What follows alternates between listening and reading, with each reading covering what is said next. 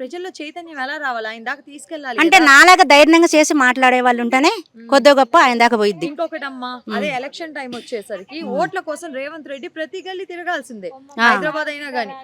తిరుగుతారు. అంత తిరిగి ఓట్ల కోసం ఆయన సీఎం రేవంత్ రెడ్డి అయినప్పుడు ఇక ఆ తర్వాత తిరగడానికి ఎందుకు ఎలక్షన్ల కష్టమవుతుంది? వల్ల అప్పుడు వాళ్ళు గెలవాలని ఏదో సానుభూతి తోటి వాళ్ళ అవసరాల కొద్దిగా తిరుగుతున్నారు. ఇప్పుడు పేదోళ్ళని పట్టించుకుంటున్నారా? ఆ ఓట్లో ఎంతవరకు అయితే ఓట్లు ఇక రేపు ఎల్లుండి ఓట్లు అయిపోద్దనంగా ర్యాలీ బంద్ చేస్తారు. తర్వాత వాళ్ళ ముఖంగా చూడ అవసరం అయితే వాళ్ళకి ముక్కు చేదటం గానీ, తినిపీయటం గానీ, ఎత్తకపోవటం గానీ అన్ని చూస్తూనే ఉన్నాం మేము. ఆ.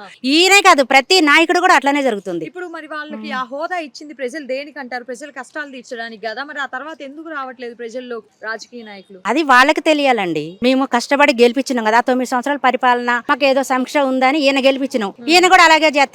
ఒకందుకు కేసీఆర్ ఉన్నప్పుడే కొంచెం మంచిగా ఉంది అనిపిస్తుంది. ప్రజలు మాట్లాడలేకపోతున్నారా లేదా అంటే భయపడుతున్నారా? దేనికి? అదే దేనికో నాకు అర్థం కావట్లేదు. మరి ఆయన వాళ్ళ సొమ్ము ఎవరన్నా వెనక ముందు తిన్నారేమో భయపడుతున్నారు. నేను వాళ్ళ సొమ్ము తినలేదు కాబట్టి నేను భయపడను. నీతి నిజాయితీగా ఓటేసి వచ్చాను నేను మొన్న పోయి. అడిగే హక్కు ఉంది అసలు హక్కు ఉంది, 100% హక్కు ఉంది. ఎందుకంటే నేను పబ్లిక్ అడుగుతా, 10 మందిలో కూడా ఎవరినైనా అడిగే హక్కు ప్రతి మహిళలకు గానీ ప్రతి పురుషులకు గానీ 100% ఉంటది. ఎందుకు ఉండదు? ఓటేస్తున్నాం కాబట్టి. ఓటు హక్కు మనకు ఉన్నప్పుడు ఎందుకు ఉండదు? అంతే కదా.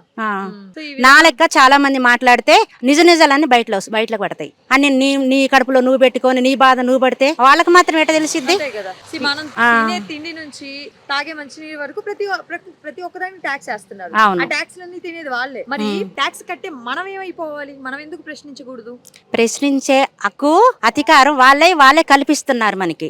అన్ని సక్రంగా జరిపితే మనం వాళ్ళని ప్రశ్నించే అధికారం కూడా ఉండదు కదా.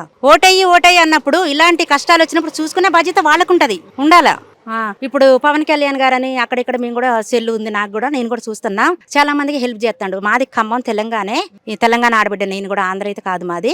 అక్కడ ఏంది ఇంత మంచిగా సేవలు చేస్తున్నారు, ఏంది మా ప్రభుత్వం ఇట్లా ఉంటుంది. ఆంధ్రప్రదేశ్ లో రాజకీయాలు ఎలా ఉన్నాయి వాళ్ళు అంటే ఎలా అనిపిస్తుంది మీకు? నాకైతే బీజేపీ పార్టీ, ఒక టీడీపీ పార్టీ, ఒక జనసేన పార్టీ, 3 పార్టీలు కలిసి ఆంధ్ర రాష్ట్రాన్ని డెవలప్మెంట్ చేసుకోవడం కోసం చాలా శరవేగంగా అడుగులు వేసుకుంటున్నారు. ఇప్పుడు పేదోళ్ళ కడుపులు కొట్టి అక్కడ ప్రాజెక్ట్ వరకు ఇక్కడ ప్రాజెక్ట్ వరకు అని పెద్ద పెద్ద డాన్లు కట్టి పెద్దగా ఏదేదో వాళ్ళ గొప్పల కోసం వాళ్ళు చేస్తున్నారు. మన హైదరాబాద్ లో చేస్తున్నారు. రోడ్లని మంచి రోడ్లు కూడా పాడగొట్టి చేస్తున్నారు. ఈ రోడ్లు ప్రారంభం జరిగింది కూడా అప్పుడు కేసీఆర్ పరిపాలన ఉన్నప్పుడే. ఈ డబుల్ బెడ్రూమ్ కట్టించింది కూడా కేసీఆర్ ఉన్నప్పుడే. ఆ కేసీఆర్ అలాగే ఉంటే మాత్రం ప్రతి పేదవాళ్ళకి కూడా వచ్చేదే. ఇప్పుడు ఉన్నోళ్ళకే ఇస్తున్నారు కానీ మాలాంటి ఇప్పుడు కష్టపడి బతికేటోళ్ళకైతే రాలేదు మేడం.